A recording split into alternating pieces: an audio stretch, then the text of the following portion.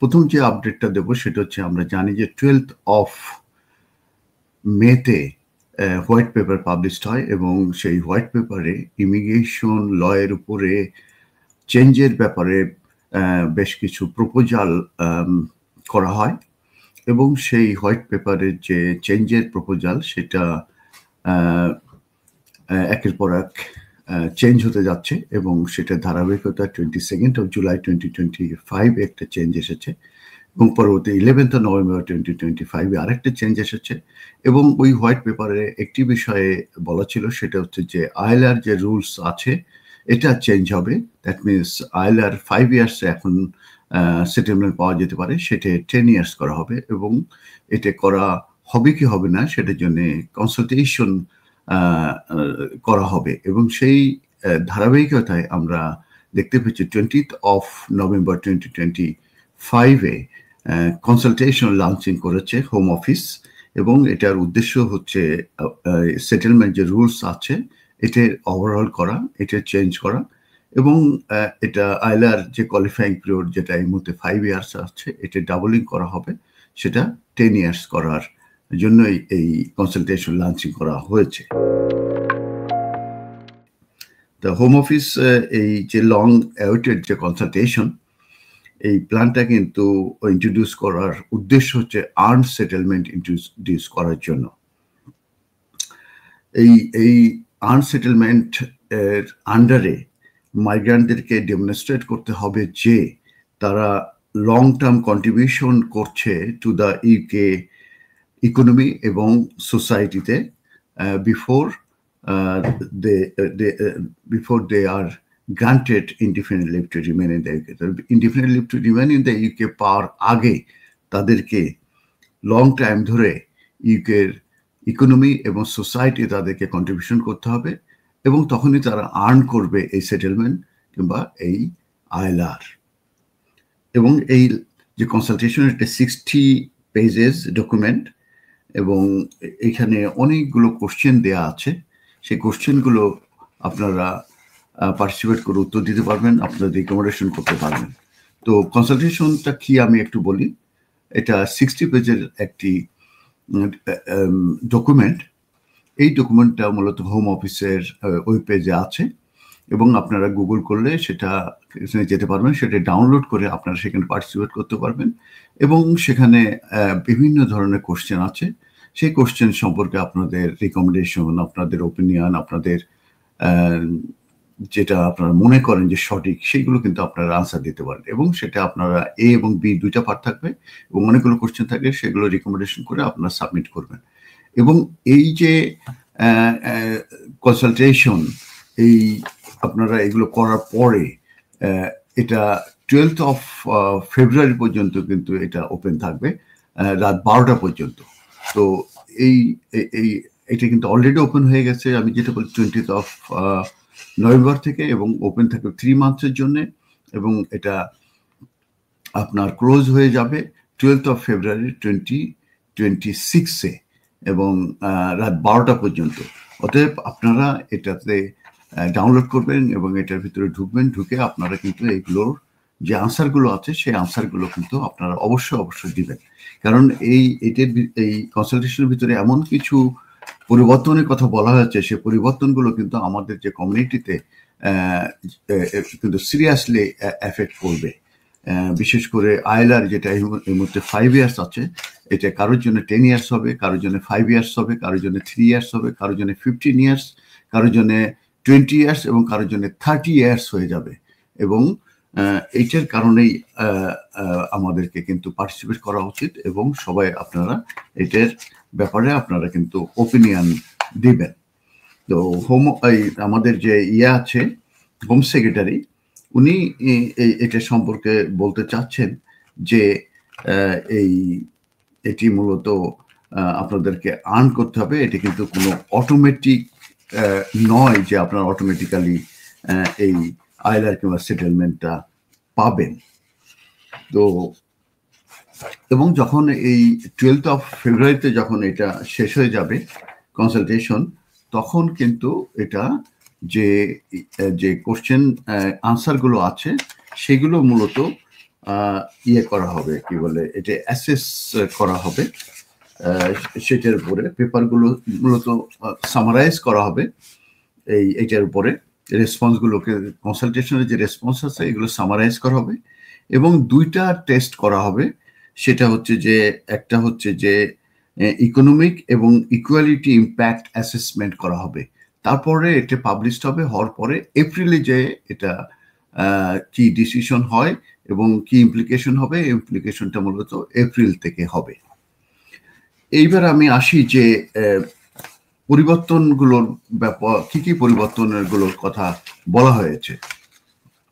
প্রথমে আমি আসছি যে এটা আর্ন সেটেলমেন্ট মূলত ইন্ট্রোডিউস করা হচ্ছে, এবং এই ইন্ট্রোডিউসটা মূলত যে মডেল, আর্ন সেটেলমেন্টের যে মডেল আছে, এটা কিন্তু বেসড অন 4 পিলার্সের উপর নির্ভর করছে। এবং প্রথমটা হচ্ছে আপনার ক্যারেক্টার, অতএব আইলার যদি কেউ কাকেও পেতে হয় তাকে তার কোনো ক্রিমিনাল কনভিকশন হয়তো থাকতে পারবে না, কোনো ব্যাড ক্যারেক্টার থাকতে পারবে না, এটা ভেরি ভেরি ইম্পর্টেন্ট। অতএব ক্যারেক্টার এটা ইম্পর্টেন্ট। নাম্বার 2 হচ্ছে ইন্টিগ্রেশন, তাদেরকে এদেশের কালচার আছে, এদেশের যে সবকিছু আছে, চাল চলন কিংবা ইত্যাদি ইত্যাদি, সেগুলো কিন্তু আপনাদেরকে ইন্টিগ্রেশন হতে হবে এদেশের অনুযায়ী। নাম্বার 3 হচ্ছে কন্ট্রিবিউশন করতে হবে আপনাদের, আমি যেটা বলেছি সোসাইটি এবং আপনার ইকোনমিতে আপনার লং টাইম ধরে কন্ট্রিবিউশন করতে হবে, তাহলে কিন্তু আপনার সেটেলমেন্ট পাবেন।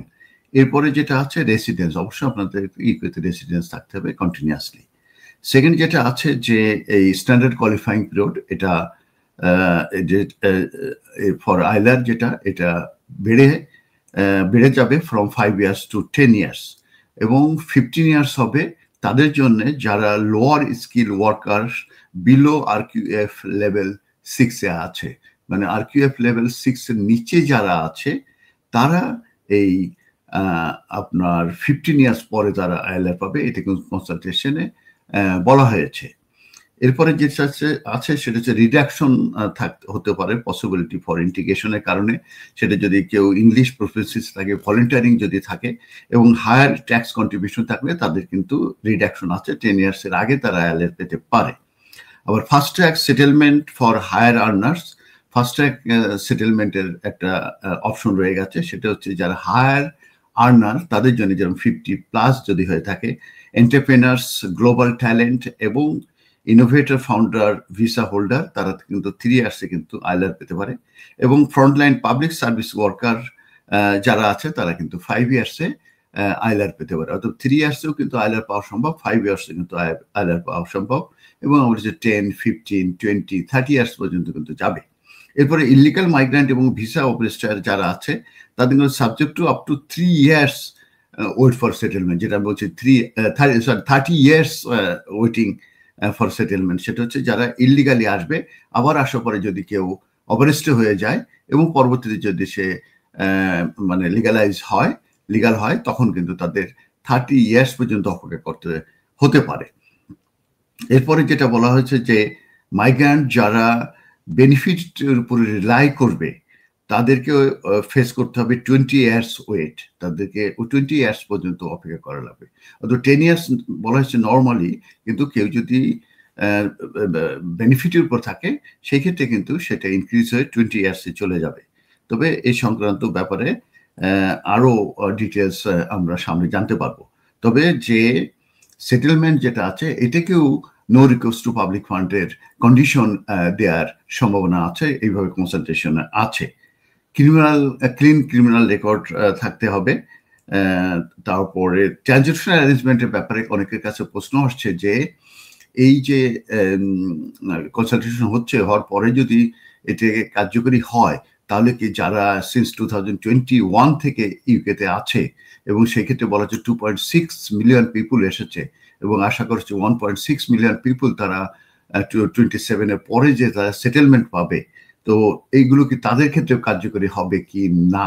তবে এখানে বলা হচ্ছে যে এটা যে কনসালটেশন আছে, কনসালটেশনের সময় ডিটারমিনেশন হওয়ার পরে যে তখন ডিসিশন হবে যে এটা যারা অলরেডি আছে তাদের উপরে কার্যকরী হবে কিনা। তবে এখানে একটা জিনিস আমি বলে রাখি যে হোম সেক্রেটারি উনি কিন্তু বলেছেন যে ডকুমেন্ট যেগুলো আমার ফরওয়ার্ড করেছি সেখানে কিন্তু এই প্রপোজ চেঞ্জের কথা উল্লেখ করা হয়েছে, এবং যারা মাইগ্রেন্ট অলরেডি ইন দ্য ইউকেতে আছে উইদাউট ILR তাদের জন্য কিন্তু এটা কার্যকরী হবে যদি এটা ইফেক্টিভ হয়, যখন এটা এপ্রিলে ডিক্লেয়ার করা হবে। অর্থাৎ রেট্রোস্পেক্টিভ ইফেক্টে এটা কার্যকরী হতে পারে।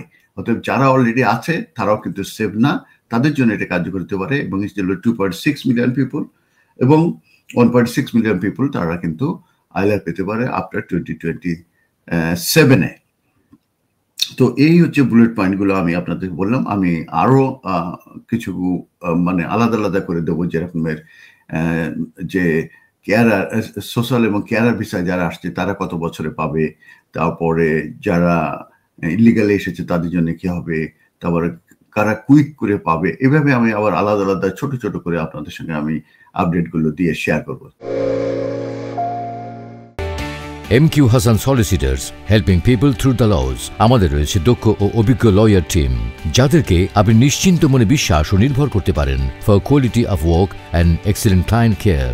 MQ Hassan Solicitors, managed and supervised by renowned and experienced solicitor Mohammad Kamrul Hassan. Immigration, asylum, human rights, divorce and lease সহ সকল ধরনের আইনি বিষয়ে সঠিক নির্দেশনা নিতে আজই যোগাযোগ করুন MQ Hassan Solicitors, 37 New Road, London E1 1HE.